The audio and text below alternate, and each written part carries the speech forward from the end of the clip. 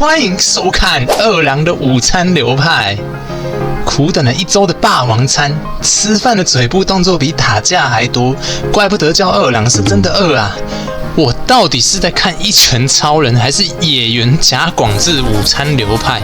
而且这作画实在是太优秀了，无限图片平移，华夏草坪很帅哦，直接横移耶！二郎直接演绎什么叫图层滑步法。我究竟是在看动画，还是有声 PPT？ 讲话只有嘴巴会动。进化之家表示，僵尸男，你到底为何只有嘴巴会动？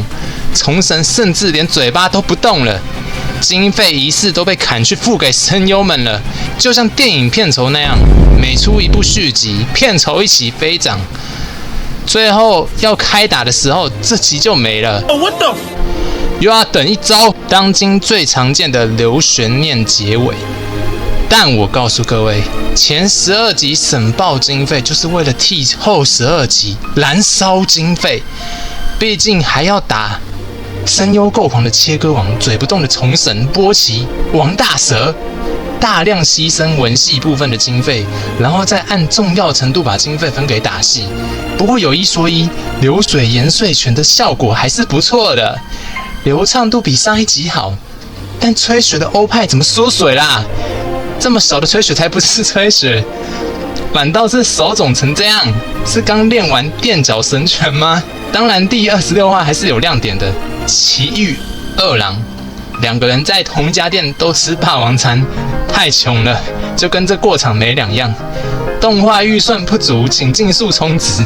奇遇即便是最强，也会有一般人没带钱包的窘境啊。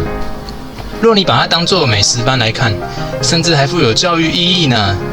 日本店家为了避免吃霸王餐的，后来服务都改先付钱再出餐点。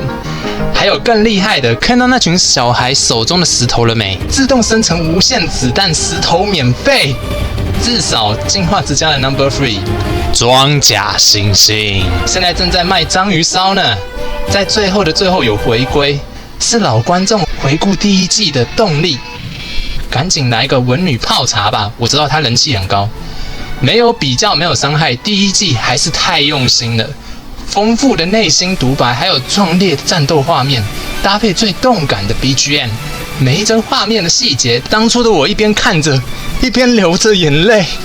我激动的跟身边的人说，这是我这辈子最喜欢的动漫。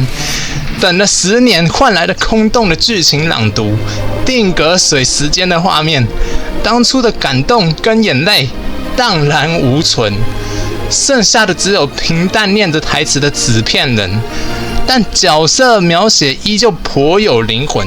毕竟二郎身为反英雄，秉持的原则都凸显在保护鼻涕熊身上，有些伪善与强权，还是得要二郎这般存在来制衡啊。总之这集还是有优点的，打光配色其实还不赖，而且现在才第3季第2集，期待下集会更精彩。